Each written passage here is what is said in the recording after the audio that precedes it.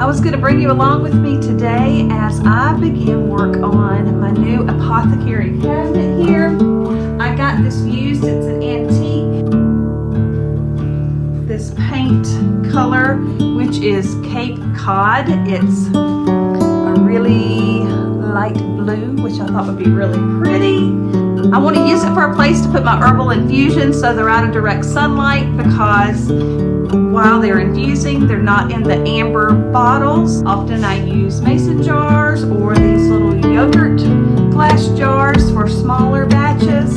So my first step is to empty it out and begin to take off the doors and drawers and all the hardware.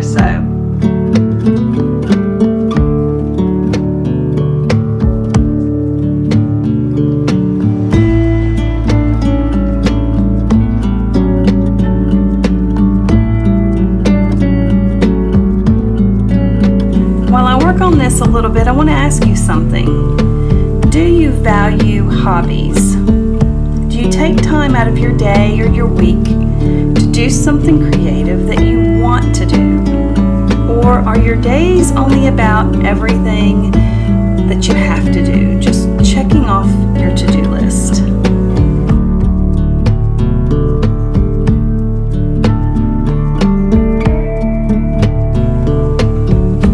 Mom for 29 years. My husband and I have 6 children, 4 boys and 3 girls.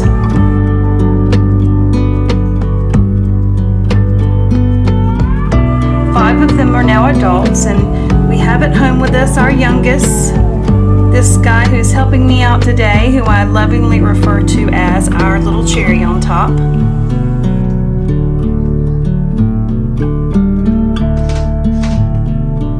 I homeschooled everyone, and I believe that there was no time for hobbies for nearly 2 decades. Admittedly, I wore this as a badge of honor, boasting, "I'm far too busy for a hobby." Like, what is a hobby?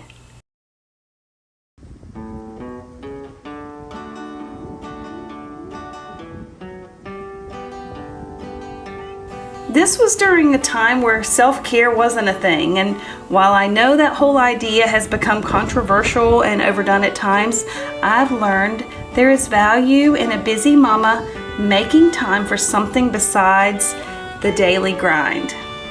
Now, I'm not knocking homemaking or wanting to discourage or minimize its value or how rewarding it can be, but as a homemaker for decades, let me just say, repetition and redundancy are a part of the equation. And with that can come boredom. I didn't realize that the lack of forms of creativity in my life had begun to chip away at me.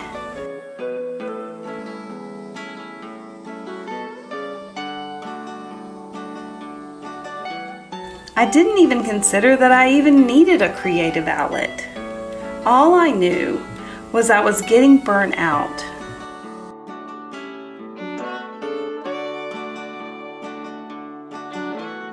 It became hard to be a joyful homemaker.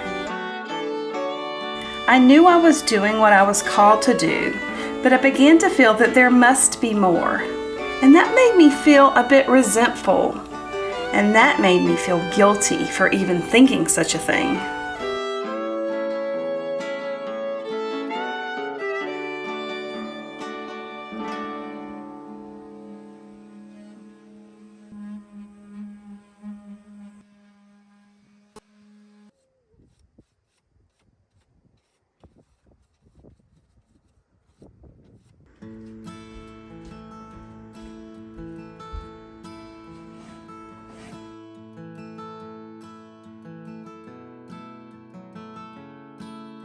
Over time, I learned that having hobbies can be very healing and calming to the nervous system.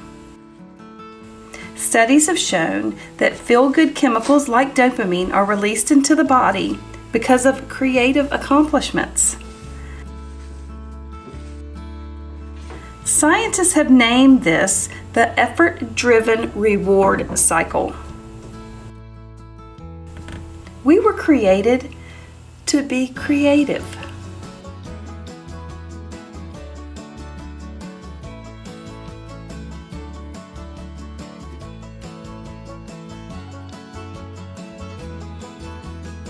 I heard a gal with young children recently say something. I wish that I could remember who she was. I saw her video on YouTube. But she said that she never cleans or works when her children take naps. She uses this time to do something that she enjoys, specifically creative. I think this is a wonderful idea that I wish I had implemented when my children were young.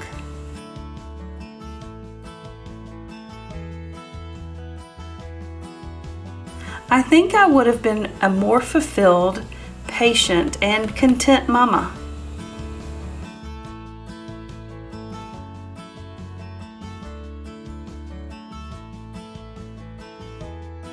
Having a creative outlet has been really life-giving for me, and it's helped me with symptoms of anxiety. As a disclaimer, I have discovered not all creative outlets are good. Some can actually be stressful, at least for me. Some of them actually cause anxiety for me. For example, gardening, sewing, painting, and these kind of things, they're relaxing. But other things like knitting, crocheting, or intense forms of exercise, they are not. Now, I am recovering from adrenal fatigue, and I believe this plays into this. But I just wanted to share that in case you have always heard of all those others who find things like knitting and crocheting and exercise to be calming and restorative for them, and you're like, what is wrong with me? This doesn't work. I just want to encourage you to try something else if you find something that doesn't quite work for you.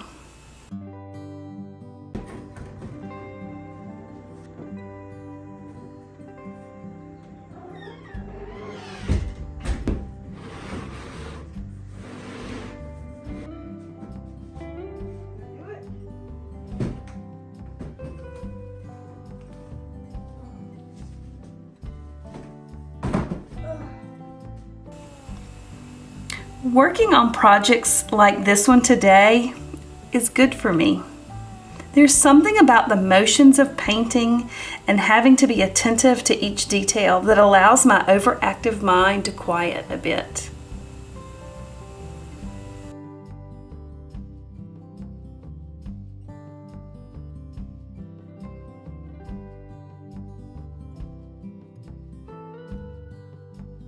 Definitely need to touch up inside, but I love it. I love it. The color is perfect. So I need to touch up in here, and I still have the outside of the doors. The insides are done. Look at the comparison. Oh, I just did not like that yellowy white.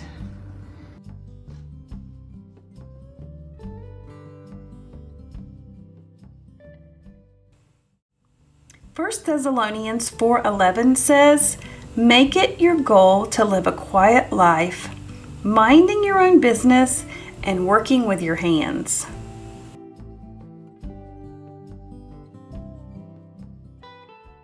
I've learned for the most part in my life that if I'm too busy to have time to do something creative, I'm probably doing more than God has asked of me, and it's time to reevaluate how I'm spending my time.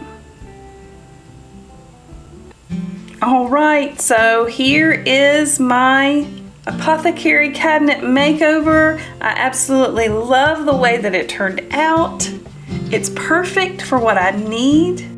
And you won't believe that I stumbled on another cabinet almost identical this week. I found it on Facebook Marketplace for $35. This one, I actually like the shade on it. It's a nice creamy white. And so besides some cleaning up and possibly painting the hardware, I think it's a perfect fit right here to extend my apothecary wall. Alrighty friends, that's all for today. But before you go, I have a request. If you have a hobby you enjoy, would you please share it in the comments below and let us inspire each other with ideas to live a quiet life working with our hands. Until next time, my dears, blessings to you and yours.